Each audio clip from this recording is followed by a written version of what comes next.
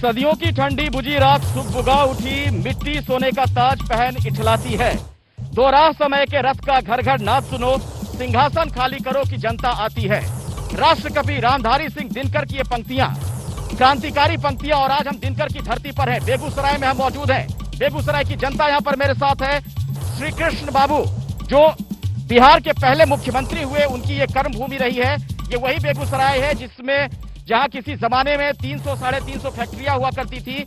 औद्योगिक शहर के तौर पर इसकी पहचान थी, लेकिन आज क्या हालात हैं हम बातचीत करेंगे। हमारे साथ जो तमाम मेहमान जुड़ चुके हैं उनसे मैं पहले परिचय करवा दूं आपका। बीजेपी से संजय कुमार जी हमारे साथ जुड़ गए हैं। जेडीयू के नेता हमारे साथ यहां पर हैं भूमिपाल जी, आप एमएलसी रह चुके हैं। एलजेपी से प्रेम पासवान जी हमारे साथ मौजूद हैं। आरजेडी के नेता हैं विवेक कुमार, उनसे भी हमारी बातचीत होगी। सीपीआई से अनिल अंजान साहब हमारे साथ हैं। कांग्रेस से ब्रजेंद्र सिंह जी हैं और प्लूरल्स पार्टी से डॉक्टर रंजन चौधरी। आप सभी लोगों से मैं बात करूंगा, यहां की जनता से भी बात करूंगा। लेकिन पहला सवाल संजय जी आपसे है, सीटों को लेकर यहां तो पेच फंसा हुआ है। चुनाव में कैसे क्या करने वाले हैं आप लोग?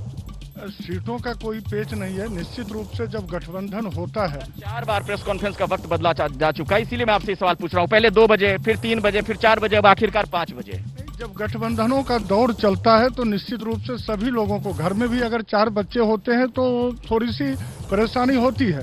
लेकिन हम लोग 5 बजे निश्चित रूप से एक निष्कर्ष पे पहुंचेंगे, और जिस प्रकार से हमने यहाँ पे विजय श्री पाया है, इस बार भी हम यहाँ पे विजय श्री पाएंगे। भूमिपाल जी, पेच कहाँ फंसा हुआ है? कहीं आप लोग ज्यादा संशय की स्थिति में तो नहीं है? जो एलजेपी वाले बाहर हो गए, कह रहे हैं कि ये बीजेपी का खेल है। कोई ऐसा संशय की स्थिति नहीं है, और बीजेपी से मेरा पुराना गठबंधन है, कोई नया गठबंधन नहीं है। एलजेपी का उस समय जन्म भी नहीं हुआ था, उस समय का गठबंधन है, तो हमारा पुराना गठबंधन है, तो इसमें संशय की कोई स्थिति नहीं है। हम दिल से मिले हैं, दिमाग से नहीं मिले हैं। सीटों के बंटवारे का फिर ये खेल है, ज्यादा सीटें हथियाने के लिए दांव पे चल रहे हैं क्या? ऐसा नहीं है, हम दिल से मिले हैं और सब काम दिल से हो रहा है, और परिणाम भी दिल से आएंगे। तो यहाँ तो सब कुछ दिल से हो रहा है, लेकिन यहाँ पे दिल में भेद है, मनभेद हो गया। क्यों अलग हो गए भाई, बताइए तो सही। लोक जनशक्ति पार्टी के राष्ट्रीय अध्यक्ष माननीय चिराग पासवान जी जो बिहार फर्स्ट, बिहारी फर्स्ट लागू करना है, और 143 सीट पर हम चुनाव लड़ने के लिए जो संसदीय बोर्ड के राष्ट्रीय कार्यकारिणी में जो संसदीय बोर्ड बैठक में हुई, वहीं पर हम लोग को चुनाव लड़ना है। लोक जनशक्ति पार्टी ही निर्णय लेगी बिहार के मुख्यमंत्री कौन होगा, और बीजेपी निर्णय नहीं लेगी। नहीं, लोक जनशक्ति पार्टी लोजपा नमक है, लोजपा रहेगा तब सब्जी अच्छा लगेगा। सिर्फ नमक ही रह जाए तब भी तो कोई फायदा नहीं है खाने में। लोग जनता सिर्फ नमक हो तो क्या खाना खाएगा इंसान? बिहार में विकास की जिस दौर पर चल रहा है, आज सब जगह अफसरशाही हावी है, और कार्यकर्ता को कितना मान सम्मान देते हैं। और दिनों तक साथ में रहे, अचानक से सारी चीजें हो गई क्या कि चुनाव के वक्त अलग हो लिए? जो तय किए गए, हम लोग जो तय किए तमाम संसदीय बोर्ड के संसद और तमाम, जब आ गया तब आपने त्याग किया सर, ये जनता समझती है। मैं इस पर आगे बात करूंगा आपसे। मेरे साथ आरजेडी के नेता भी हैं। आरजेडी की क्या स्थिति है इस वक्त यहाँ बेगूसराय में? देखिए, हम लोग 2 सीटों पे चुनाव लड़ रहे हैं, साहेबपुर कमाल और चरिया बरियारपुर। चरिया बरियारपुर जो पूरा देश शर्मसार हुआ। मंजू वर्मा वहाँ की विधायक है, एनडीए की विधायक थी वो, और मंत्री भी रही। मुजफ्फरपुर का शेल्टर होम की घटना हुई, तो वहाँ से हम चुनाव लड़ रहे हैं। और गठबंधन में हमारा 7 सीट है, 4 पे सीपीआई लड़ रहे हैं, 3 पे, 1 पे सीपीआई। ठीक है, मैं पूछ रहा हूँ पूरे बिहार में क्या स्थिति है? आपके नेता पर यहाँ हत्या का आरोप लग गया चुनाव से पहले। सुन तो लीजिए सर, सुन तो लीजिए ना। वो नारा सभी लोग देते हैं, सारी सीटें 243 सीटें आप कह लीजिए कि आपकी है, लेकिन जनता तय करेगी। मेरा सवाल सुन लीजिए सर, आप लोगों पर सबसे बड़ा जो आरोप लगता है, जो जेडीयू और बीजेपी वाले लगाते हैं, वो जंगल राज की याद दिलाते हैं जनता को। चुनाव के ऐन पहले आपके सबसे बड़े नेता पर हत्या का आरोप लगा हुआ है। देखिए, ये सब बीजेपी की चाल है। आप पता होगा आपको कि बाबरी मस्जिद का विध्वंस हुआ, कोर्ट को आप खरीद लिए हैं, कानून आपके हाथ का कठपुतली है। आप खरीद लिए हैं, इस तरह क्या आप क्या बोल रहे हैं? आपको पता भी है क्या देश के संविधान में, अदालत में भरोसा नहीं है? देश के संविधान और अदालत का जब जज आकर के, सुप्रीम कोर्ट का जज प्रेस कॉन्फ्रेंस करके कहता है कि संविधान जो है खतरे में है, फिर आप बात कर रहे हैं। वो कुछ नहीं है, संविधान को खरीद लिया है। चलिए, मैं अब अनिल अंजान जी से सवाल पूछूंगा, और उससे पहले दर्शकों को बता दूं, दरअसल बेगूसराय की जब बात होती है, किसी जमाने में वामपंथ का ये गढ़ भी रहा, मिनी मॉस्को के तौर पर बेगूसराय की पहचान रही। आज सर आप लोग कहाँ हैं? पिछले चुनाव में तो शायद खाता नहीं खोल पाए थे यहाँ पर।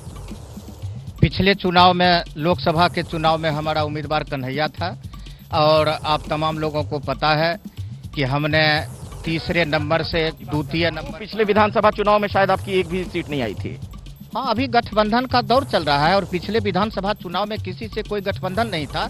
जो कुछ भी वोट आया वो हमारी अपनी ताकत थी और उसी अपनी ताकत के बुनियाद के आधार पर आज गठबंधन के लोगों ने स्वीकार किया कि वाम मोर्चा के साथ गठबंधन बनाना जरूरी है।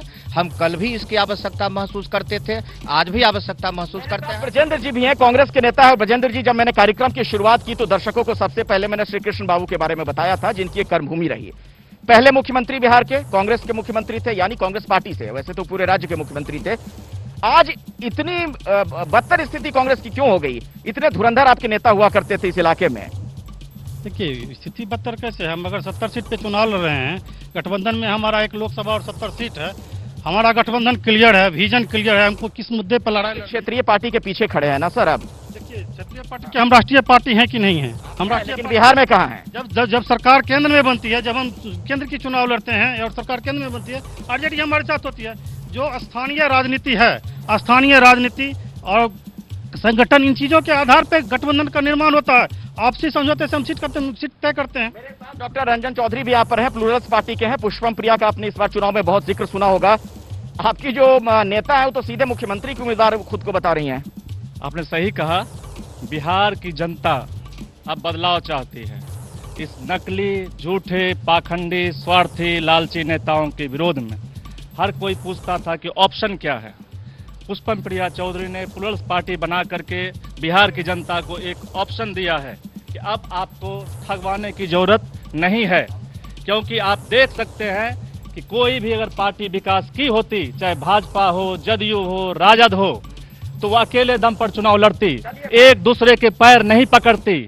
अभी जो है पिछली बार अवसरवाद है ये कह रहे हैं आप? जदयू और राजद पिछली बार जनता को ठगी और बाद में जदयू पलटी मार दी, फिर बीजेपी के गोद में बैठ गई और इस बार फिर वो बीजेपी के पैर पकड़े हुए हैं।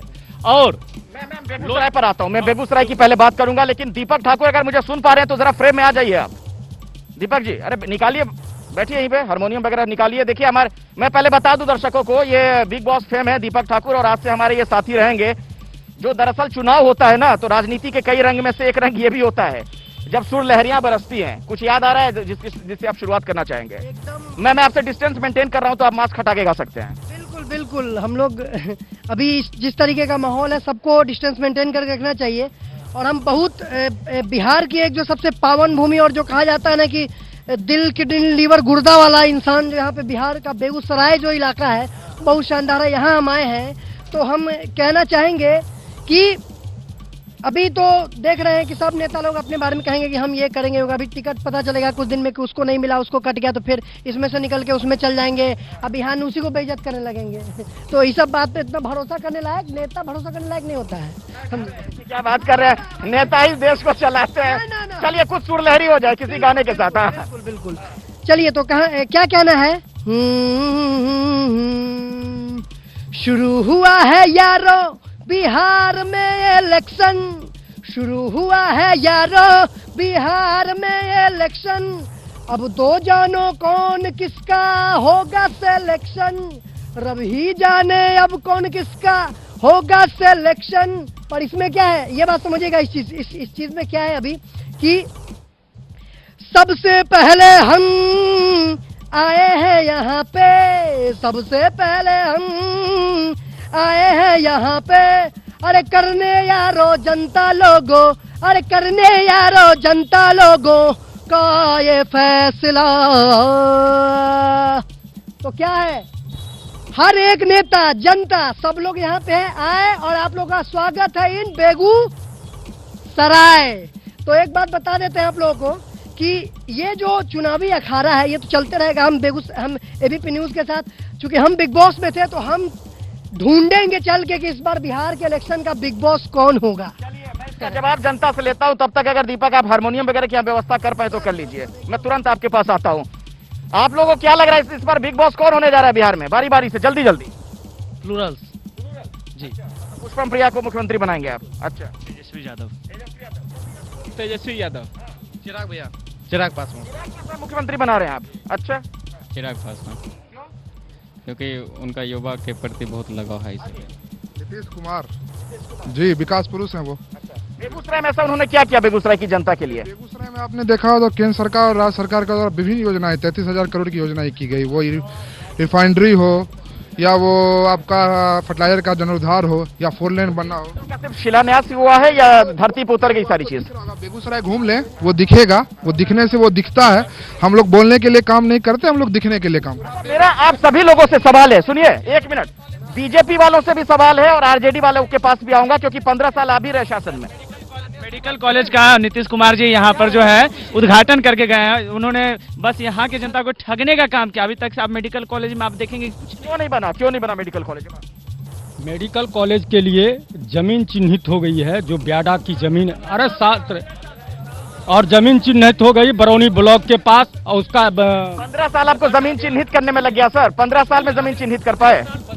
बजट में वो शामिल हुआ है। और जिस मेडिकल कॉलेज की ये बात कर रहे हैं वो प्राइवेट की बात थी, ये सरकारी कॉलेज बन रहा है और नर्सिंग कॉलेज भी उसके साथ बन रहा है और काम उसका चालू। मुझे एक बात बताइए, बेगूसराय जो है 1972 में जिला बना, मेरे ख्याल से मैं सही हूँ ठीक? 1972 में, 1972 से लेकर इतने साल गुजर गए, कोई यूनिवर्सिटी यहाँ पर नहीं है सर।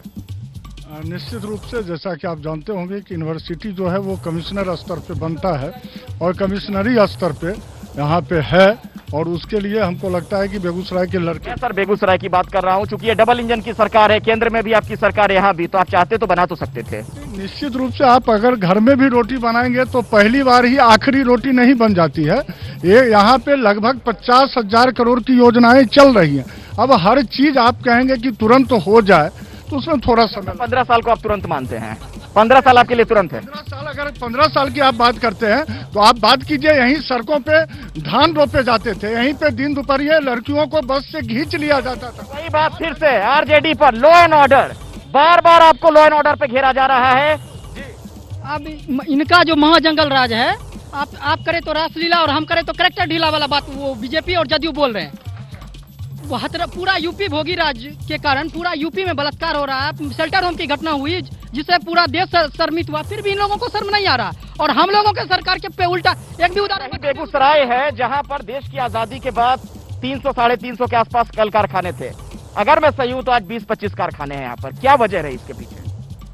आप पिछले दिनों चले जाइए, माननीय अटल बिहारी वाजपेयी जी देश के प्रधानमंत्री थे, बाजाबते उन्हीं के कार्य में विनिवेश मंत्रालय का गठन किया गया और घूम घूम के एक एक कारखाना बेचने का काम किया गया।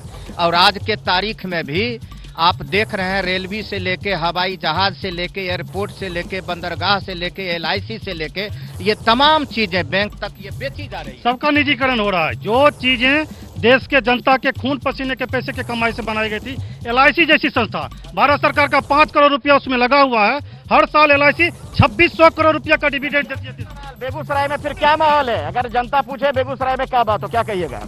बेगूसराय में आज तक जब से मैं बचपन से यहाँ पर हूँ विकास कुछ हुआ ही नहीं है। जो भी विकास है 70 साल पहले का विकास है। ना कोई यूनिवर्सिटी, आदमी को चाहिए हेल्थ चाहिए, मेडिकल कॉलेज नहीं है, शिक्षा चाहिए, यूनिवर्सिटी नहीं है, सड़क चाहिए, हर सड़क टूटा हुआ है, हर घर में पानी है। किसी भी जनता से पूछ लीजिए, घर में पानी, बाहर जाम, नीचे जमीन ऊपर आसमान, जनता त्राहिमाम त्राहिमाम। यही हमारे जनता को तय करने दीजिए, चुनाव की तारीखें बहुत नजदीक आ गई हैं। फिलहाल बेगूसराय से वार पलटवार कार्यक्रम में इतना ही। ABP न्यूज आपको रखे आगे।